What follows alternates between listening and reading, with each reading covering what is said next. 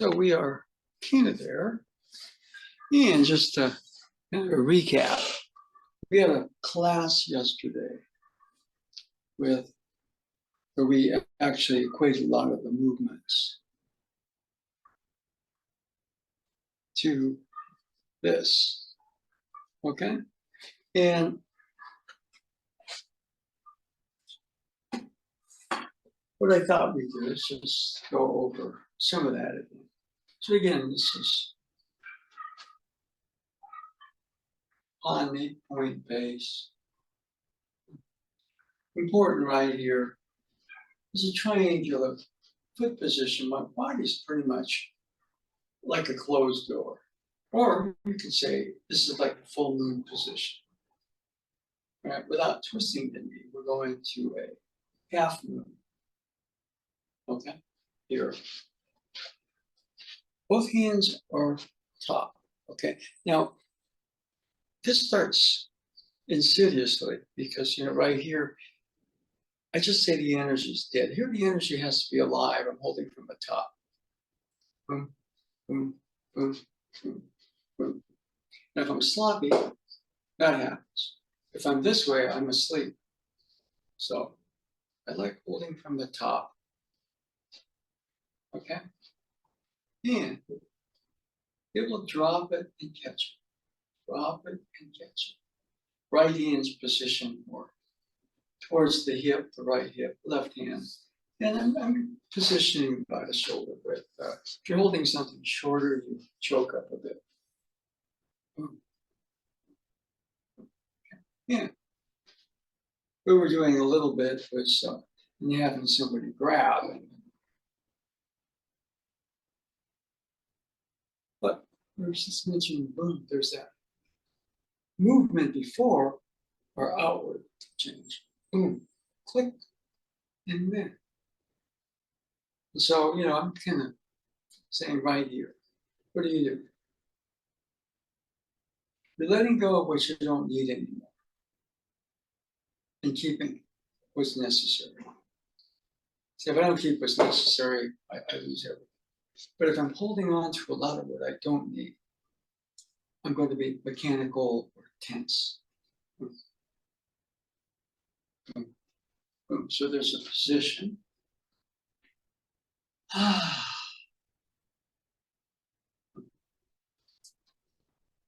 Light and easy, holding from the top. Again, everybody wants to do this because you can get lazy here. If I get lazy here, I find that. But there's that area where and a lot of times, for example, I go here, but you're kind of going that way. Boom, there's that click right there before you get into the outward part of the motion. As opposed to this starts it. This loose, easy feeling starts the motion. Boom. Then you can go that way. We have the motion. Where we cross step and go that way. Okay. So that was something we were kind of working on yesterday. Cliff, you want to give us a little bit of a recap of what you sort of may have gotten from that class yesterday in person? Well, I did make connections between some of the spear moves and like Ikkyo and Nikkyo and things like that, because when we were doing the partner thing towards the end. So that was, a connection there. But also just the balance between, focus and looseness. Yeah. Like you say, without sloppiness, but and how that translates to open hand as well. Even though you're not holding a spear or a jo or anything, you can get that feeling, right? And so I was connecting that, which I think the Tai Chi helped with, right? Because Tai Chi we're not using weapons. So we were saying last night with Tai Chi that Master Choi's fingers would move this way. And then people would look at that and they were kind of like, copy it, make it a form, but in his motion. So in a way, that was a very similar thing, right there. The rigid form and the alive experience, a little different. Okay? So, yeah. Yeah, it was great being in person because you were able to give us direct feedback, and that was Yeah. good. Yeah, because, it's something that, we go into that, but click, boom, click, boom. So that part of it, yeah, is, well, we're just kind of going into that. Now,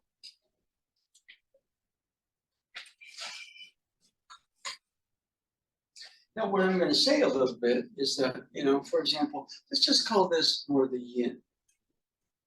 Okay? And then as you go here, boom, there's kind of that focusing with that yin.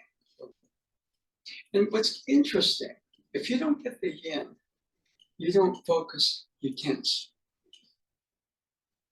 Okay? And not getting the yin can be, okay, I'm a little too drifty. Okay? Or conversely, I'm too, there's a lot of tension in the grip. So that when I go this way, boom, I'm not really focusing, I'm holding on to a lot of the key.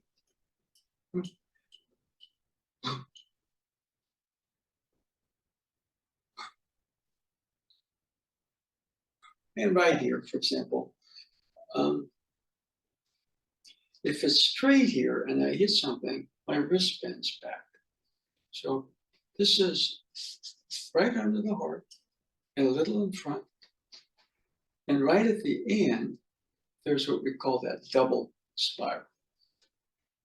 It's easier to see. In fact, what it is a little bit is, you're doing the sword cut. Oh, you get that double spiral. And what I'm saying, even here, lose easy feeling like the boom, so there's focus. There's too much tension here. We don't really focus, we just tense. Boom.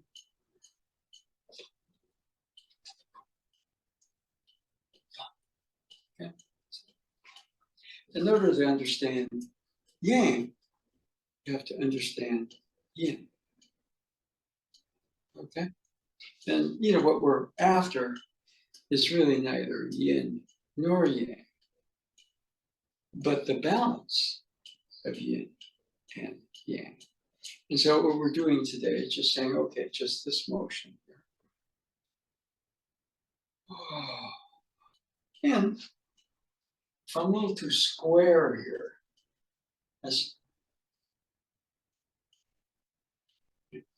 even though feet are triangular, body's kind of like full moon position. Half moon. Full moon, half moon. Let's take this piece of paper. That's full moon position. You turn it on its side, see about half of it.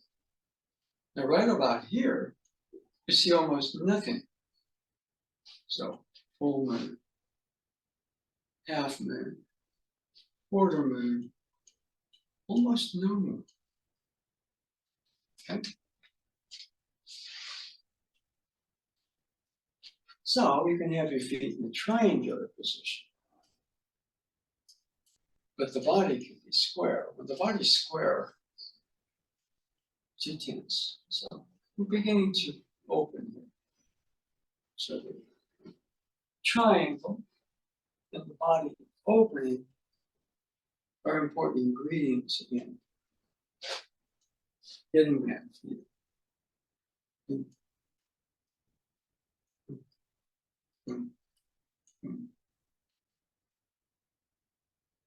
Now you have a full extension of both hands. This is underneath and in front of the heart. If it's this way, I hit something, it goes like that. Full extension right about there. And you have a change from half moon as the arms are extending, quarter moon. It's harder to see here because my body's so too, boom, no moon. Which means that if something, there's an incoming.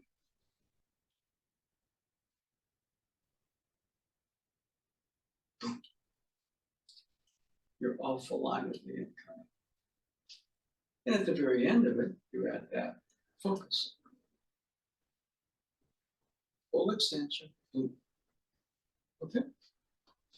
But we're kind of working this too. It's a paradox. If you don't get this right, you don't get that right. Okay? Now, most people tense, and so they don't quite get that focus at the end. Because they don't understand the yin, they don't get the yang.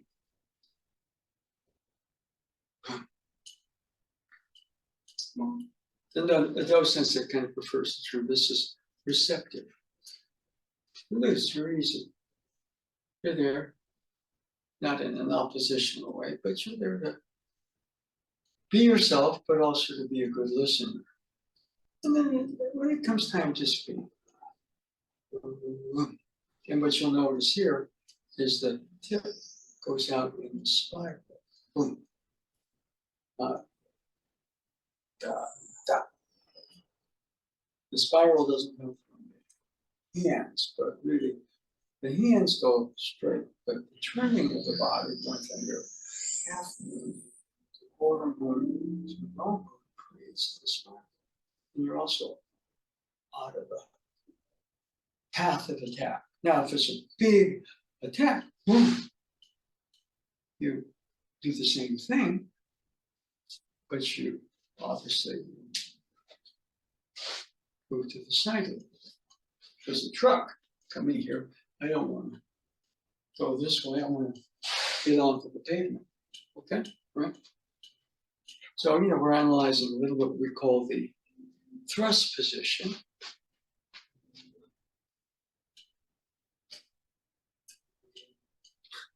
Okay. And key thing right here, receptive, easy. Okay, and then positive, boom. If I don't get receptive, I don't get positive. Okay?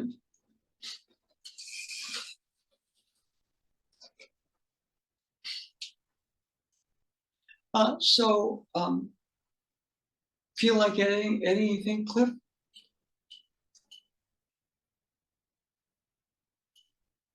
Just that when I do the spear thrust, I have a tendency to raise my shoulders, which I'm noticing and then consciously not doing. Yeah. See, if you raise your shoulders, you block the closing motion.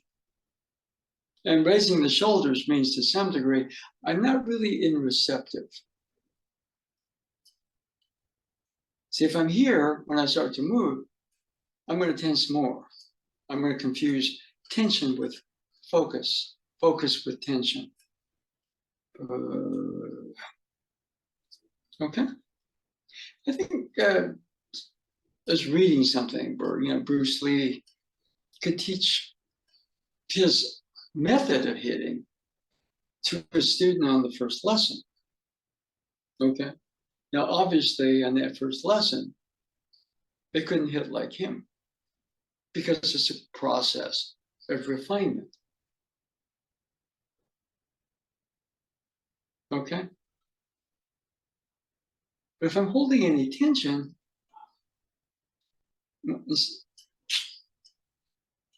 the flow, the key backs up on me when I do that.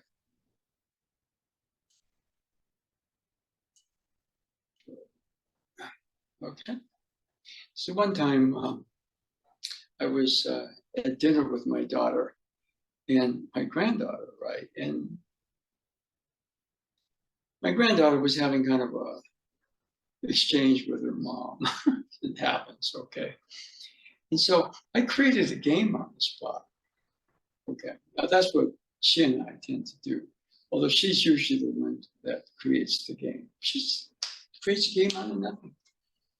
Right? She says, toy on the floor, there's a game. But we were at a Japanese restaurant. There were like appetizers, and one of them was edamame, like soybean stuff. And so I said, hey, Nora, you want to have an edamame fight? Which means you squeeze it and the bean shoots out. Okay, now if we use that, I can do this and crush the bean, but I go that and the bean flies out. So that's kind of, so you can crush your own thrust and you're retaining all that power because it's backing up on you. And so it's almost like you don't crush the bean.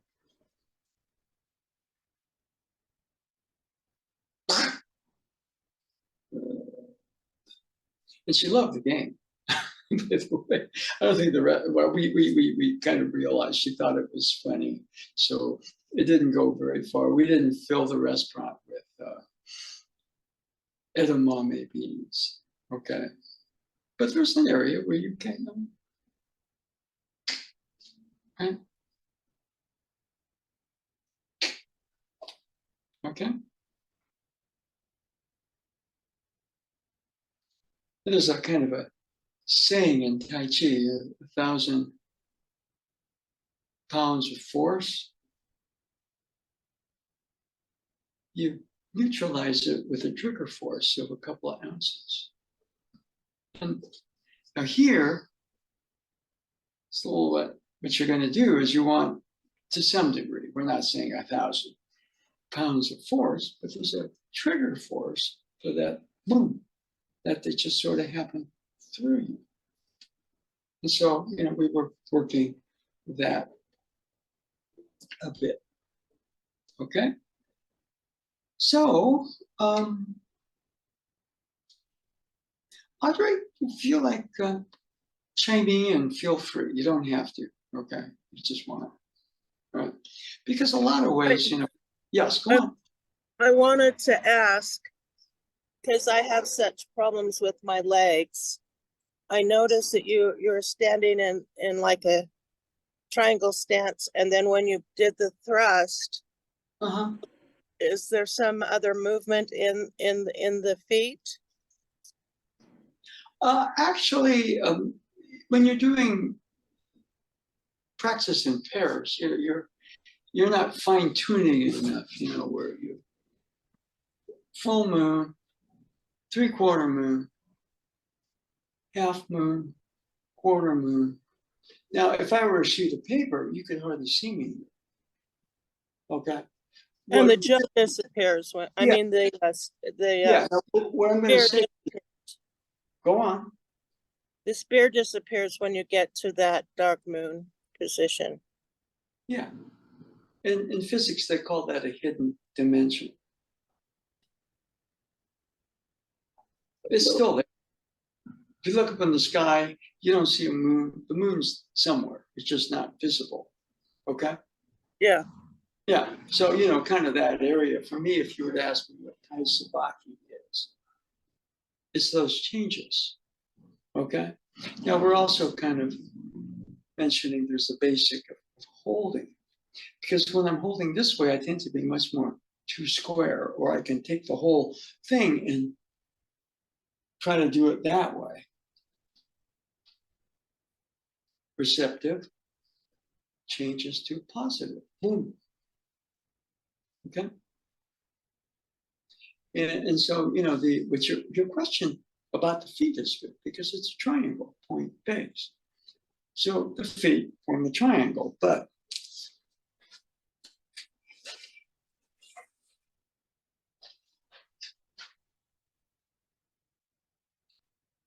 the hips.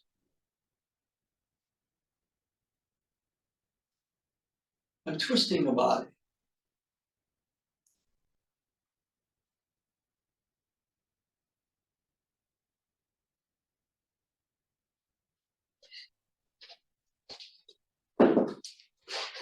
the hips are ball and socket joints.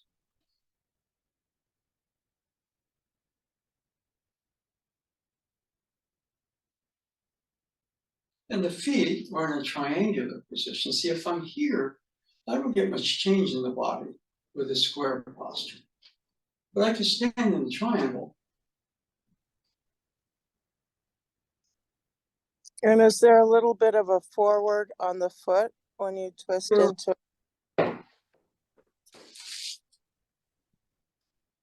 About the shoulder width. Your knee covers your toe. If you go unstable, but if I'm locked in this position, Is that on the thrust or on the down motion? I'm sorry, what? Is that on the thrust or the down motion that the knee is over the toe? Well, the knee covering the toe is a part of the thrust.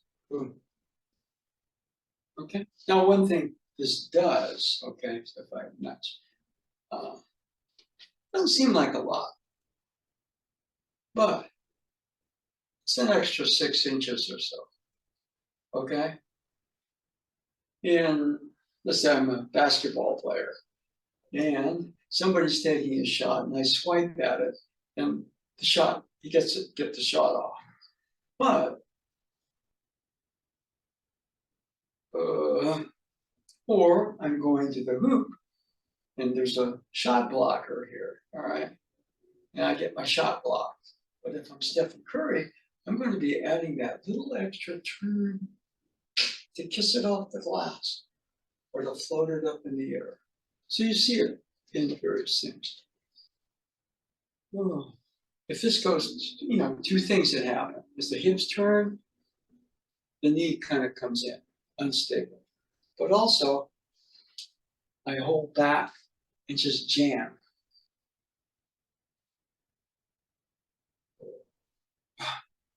Okay?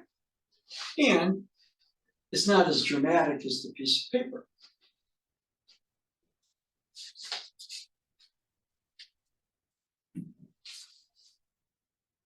Full moon, 3/4 moon, half moon, quarter moon, no moon. That's more dramatic. And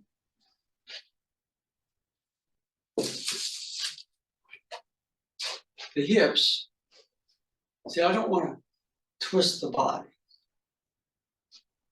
The hips are rotating. They're ball and socket joints. And I don't want, see, if I twist the body, that leg, the knee twists in. The knee goes out, covers the toe. I don't want to go too far here. I'm off balance.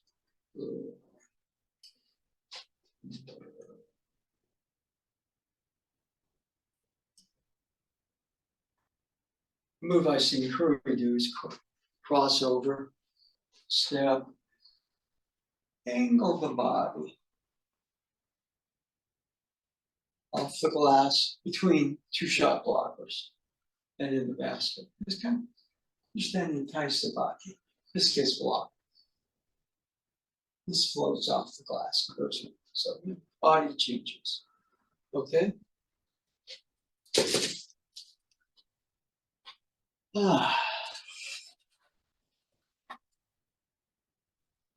Isada Haruo was kind of coached by O-sensei and also his own batting coach. He was a student of Aikido. And what O-sensei told him in terms of the perspective of Budo, Mr. O had to translate into baseball. And he was very good, 868 career home runs. Okay? So, you know, balance. So, you know, I guess our main thesis was, you know, there's, it starts here. This is here. I start to twist the body, lean. Or conversely, you know, I stay kind of dysfunctionally soft. See, the yin, if you understand yin, boom, you understand yang. If you understand receptive, you understand? Positive. They're one thing. You're saying the way Bruce Lee put it. He says that, you know, people that get hung up on a hard style or a soft style are kind of off, because a complete system has both in it.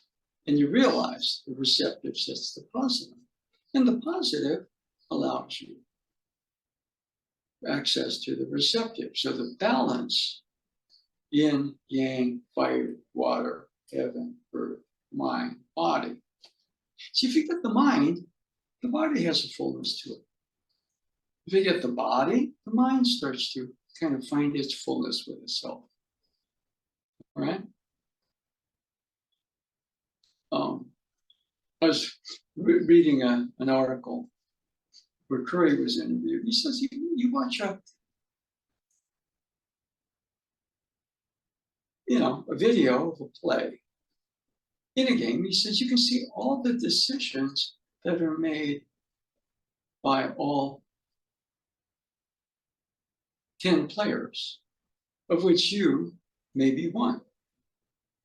And maybe you see your own decisions in a couple, but at some point, somebody is quite good. They look at that and go, oh, yeah. That happened because of this decision, and this decision led to that. So all of a sudden, something happened. And so, the ability to, now, what does that do? That means the body moves freely because the mind is so complete. And if my mind is trying to figure it out as it's going on, it's like, oh, that came together because of A, B, C, D, E, F, G. Boom. So here we're saying, first of all, that motion. Okay. Body change. Boom. Proper receptive. Boom. Leads to positives. And the positive for me is that double spiral. There's a purpose to this, but if you do the karate work, hitamaki wada this way, and you go boom, you'll notice the difference. Okay. And let's see.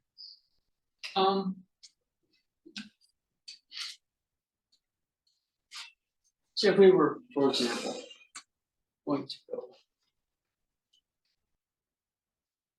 one, boom. Now cover head and face.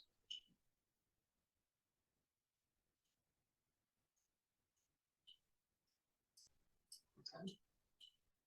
And you'll notice is if I'm just in this position, it's just arms.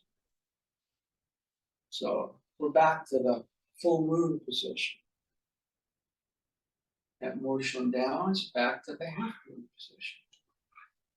And then we go quarter moon, no moon. So what we just covered, okay, from movement 5 and the 30 movement set to movement 6. 7 is both up and down. 8 is a repeat of 6. Boom.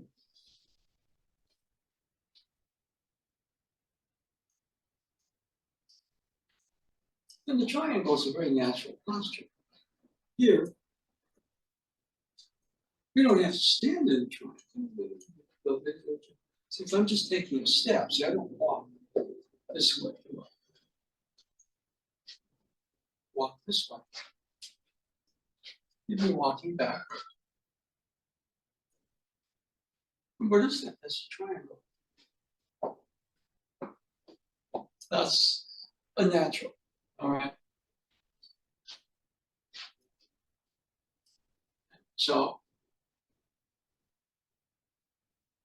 now, why? Because when I'm turning the hip, it's your ball and socket joints. It's not just an arm motion. And here, I'm going to cover the face, and the head is supposed to cover the head and leave the face open. Now, Hip's going to counter rotate from full moon position to half moon position. And we're back to that position. Right hand hip, left hand foot, shoulder width up, shorter staff, shorter instrument, choke up a bit. Then we repeat the thrust motion. Boom. Okay. Now, this motion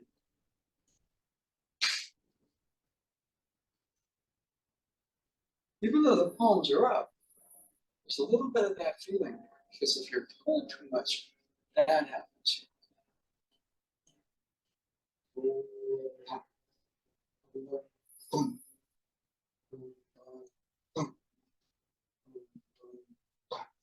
That's very much like the sword cut. See, if I'm holding up here, loose and easy, boom, boom.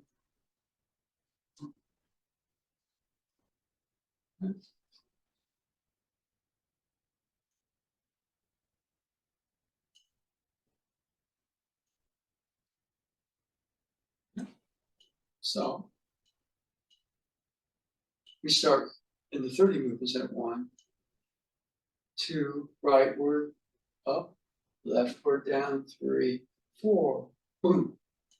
Bringing the up and the down, heaven, earth, water, fire, whatever you want to call it, boom. Mind, body, connecting here. And again, proper grip.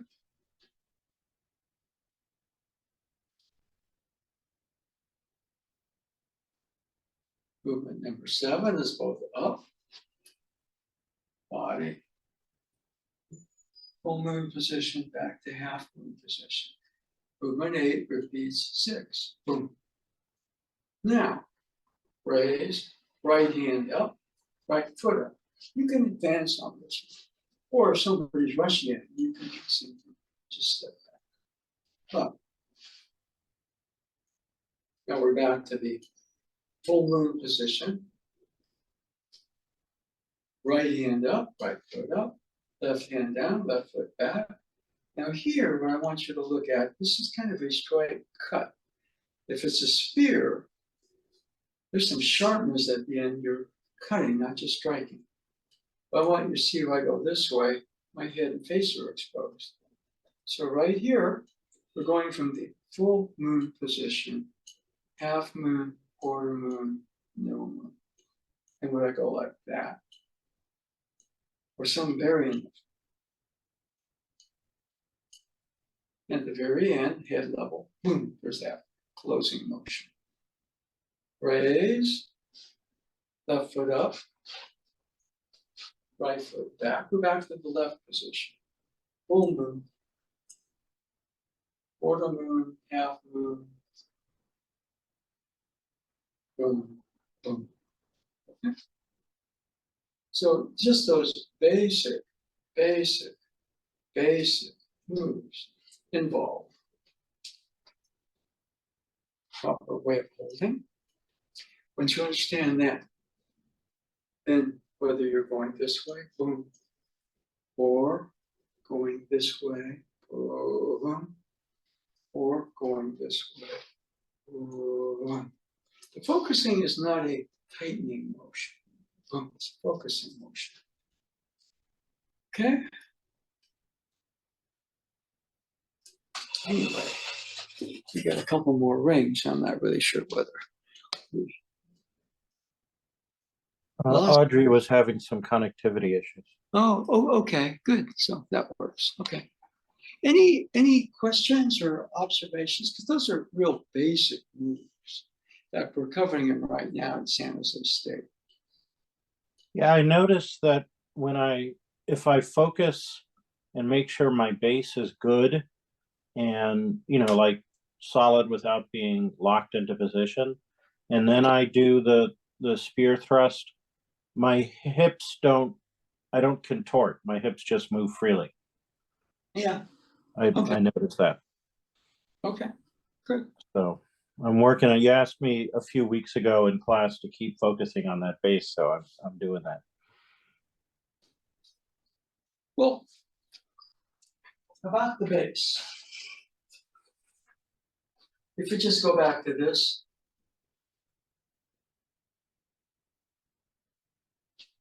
my ankles, knees, and hips.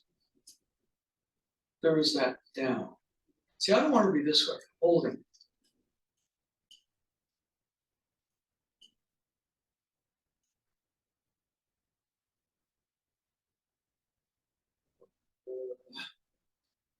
Then the body changes. You get the base. That's not a base. That's not a base. It's a base. Likewise.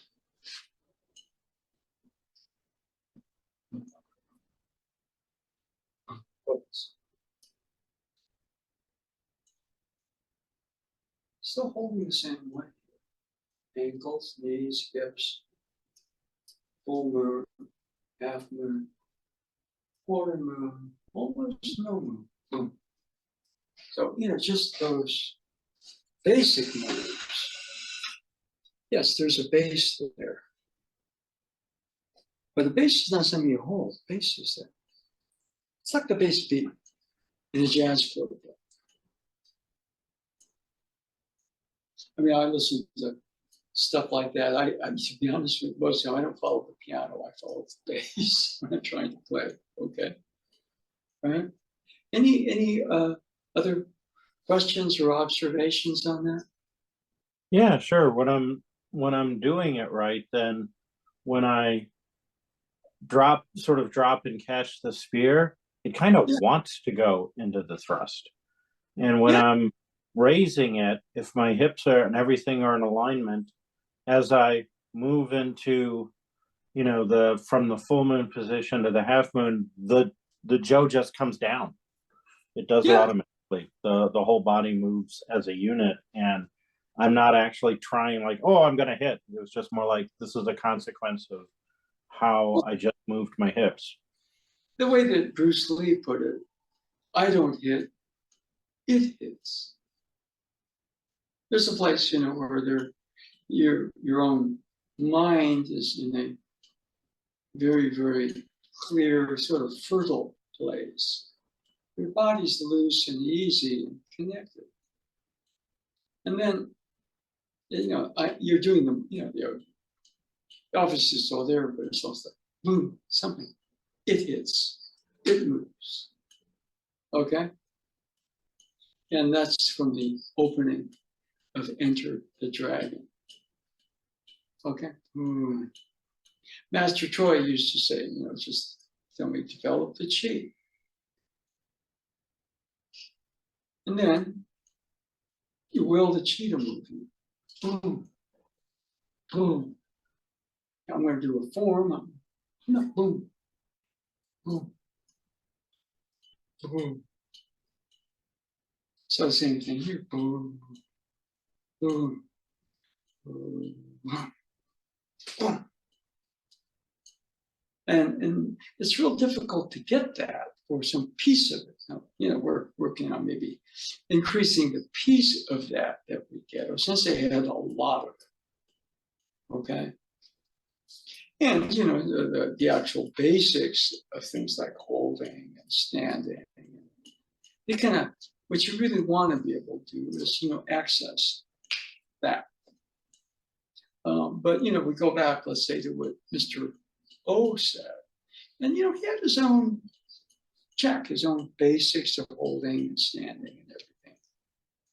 And he kind of, in his autobiography, he said, it's really interesting. After a while, he said, instead of my understanding making things more complex, the understanding led to a simplicity. And I'm sure he would tell you the same thing, maybe not in the same words, but when everything fell into place and there was that home run, it was almost like he wasn't swinging, it was swinging. Okay? And if Curry hits an impossible shot, it's almost like, yeah, I made that shot, but it shot. Spirit, something like that. Okay? So, it's just sometimes you kind of backtrack a little bit. Okay, exactly what happens there. Again, been kind of quoting this lately, but, read the Stephen Curry article, and he equated that, and I thought it was pretty novel. He says, you become Spider-Man. Which means, to some degree, okay, it's almost like it's not something Peter Parker does. He has to change and he has to assume almost a totally different mindset. And Spider-Man emerges. And he says, the game slows down. The interaction slows down. In a certain way, you're real calm because you feel like in the midst of all that motion, you're just by yourself dealing with you. But that feeling syncs up to everything. And to some degree, you're playing a vital. You're the center, the situation with everybody else, and everything else in is the circle. And there's a perfect balance between you here and what's going on out there in the situation. So that's terribly empowering. Yeah. And so I said, that's what it's like to be Spider-Man. Okay. And, I kind of like that description because sometimes people, in Aikido, we follow a sensei and his descriptions of it, no time, no space, very advanced. And so sometimes it helps to hear other people describe, let's say maybe a lesser, but still an on-track version of what he was talking about. Mr. O, or Mr. Curry, right? I'm sure jazz musicians go through the same thing. But they just, after a while, there's the background of the other musicians or the song and the chord structure, and they're just bobbing and weaving through that, right? I think they're all similar. Bruce Lee really liked and appreciated jazz and jazz players because he saw something very similar, and, he had a classical base, Wing Chun, a couple other things. But eventually he kind of saw is a form of self-expression, the liberation he was after, not power, freedom, liberation. And so, when we're able to have that sense of, you need the passion, but you need the non-attachment, or else the passion will consume you. Boom. So, fire, water, fire, passion, water, non-attachment. And they kind of meet somewhere where you are. They meet through you. And when you have that balance meet through you, then the movement happens around and through you. And that's what my sense of when Bruce Lee said, I don't hit, it hits. And, that's probably some version of O Sensei standing on what he called the floating bridge of heaven. Everything is creation. Yin and yang, fire, water, heaven, earth, Izanagi, Izanami. Perfect union. Magical jeweled sphere, it's almost like a wedding ring. But standing in a special place.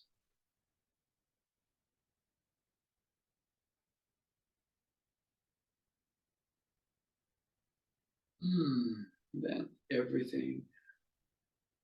I'm learning the move. Yes, that's important. I'm going to continue to refine. That's important. Then it. As best I can do it. I mean, we hit it, and then we get caught up in our stuff. So Anybody, Audrey, anything you feel like adding, or yeah?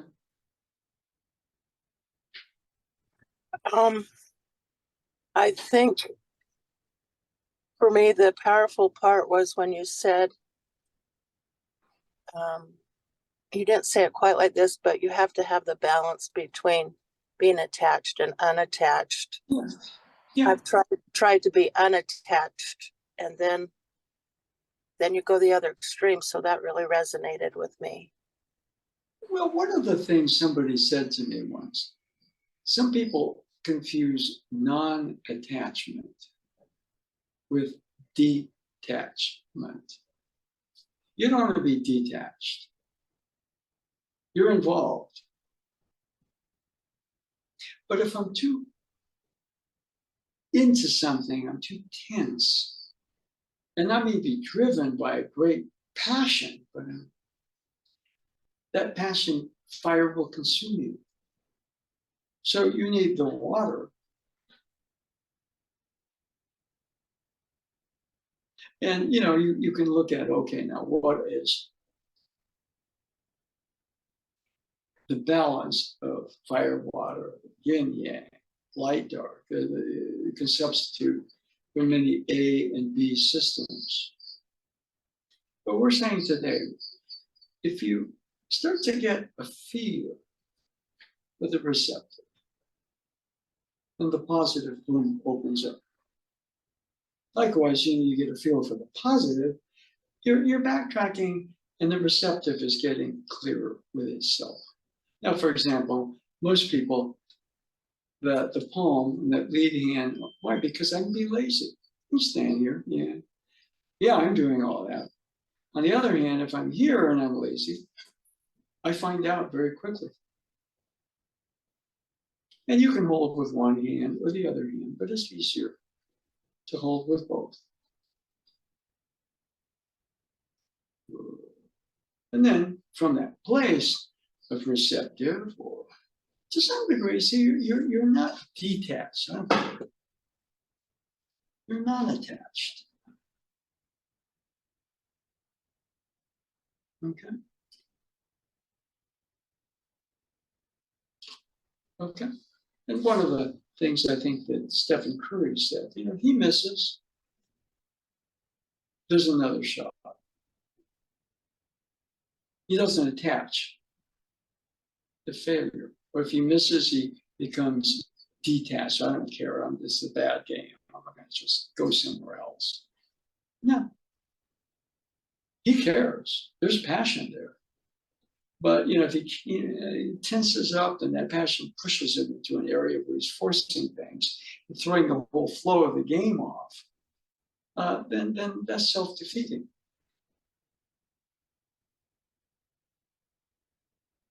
So again, the Spider-Man place, to quote him, in a situation, it's almost like you're just there by yourself, dealing with yourself. You're calm. Your non-attachment and your passion are balanced. You're yin with access to yang, and yang with access back to yin. That's balance. It's a dynamic thing. It's not a fixed state. And there you are in a kind of a calm clarity. That's the non-attachment, or comes out of the non-attachment. But the ability to have the passion to go forward and to evolve and grow, okay, that's the fire to the water of non-attachment. So, in that way, it becomes kind of a good sort of life practice, right?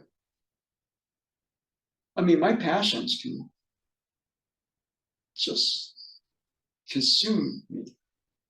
So I need the non-attachment, where I can be easy with myself and things. And then touching that, the passion goes into, is there too, but in a balance with the non-attachment. So just this little exercise of holding. And then practice with somebody holding onto your wrist. Yes. Boom. Boom. See, I want to go this way. If somebody's grabbing my wrist. So, boom. That, and then that. Or conversely, somebody grabs with two hands like that. Boom. Boom. More of a raising motion. But it doesn't start out with that. It starts out with that, and then. Okay. Let's see what, time-wise, we're getting there. Anything anybody feels like adding to that? Nope, not at this time. Okay. That was powerful, to the difference between non-attachment and detachment. I appreciate that. Yeah, because I'm so out of it. I don't like what's going on. I detach. And what's tricky, I don't like what's going on out there. And I got all this passion that's just eating me alive.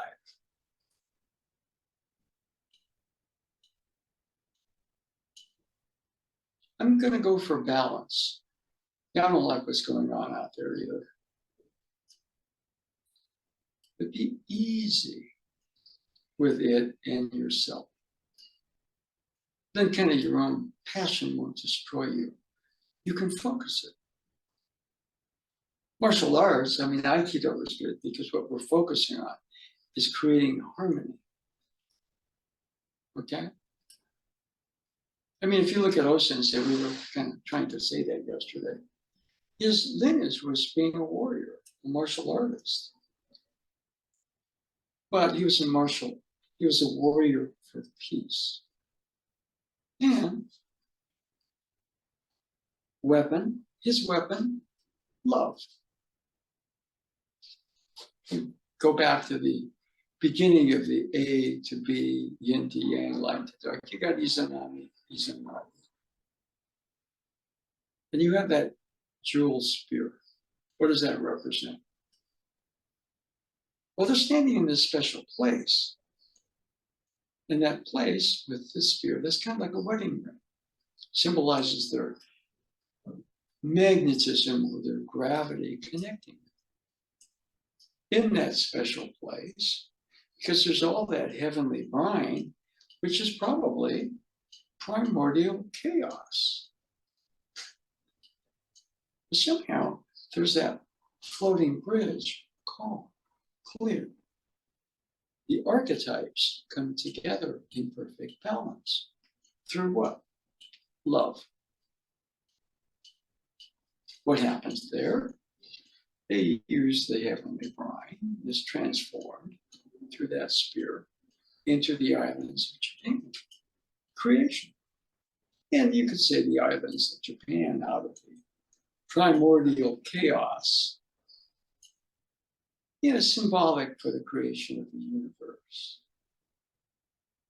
And that balance, non-attachment, passion, water, fire. Izanami, yin, yang. We're saying a little bit right here. I want to really, everybody wants to go for that. Or conversely, you can kind of get lost in this. This exists so that the balance with that exists. This exists so the balance with this exists. But just in that basic holding motion, there's a lot of Aikido. Okay, I think we're almost there. I think maybe a good place. Anything anybody would like to add before we sign off today? Just that this was a great class. Thank you. Yeah, just yesterday I thought it was kind of a cool class. So, by the way, we will be in Mountain View on Sunday,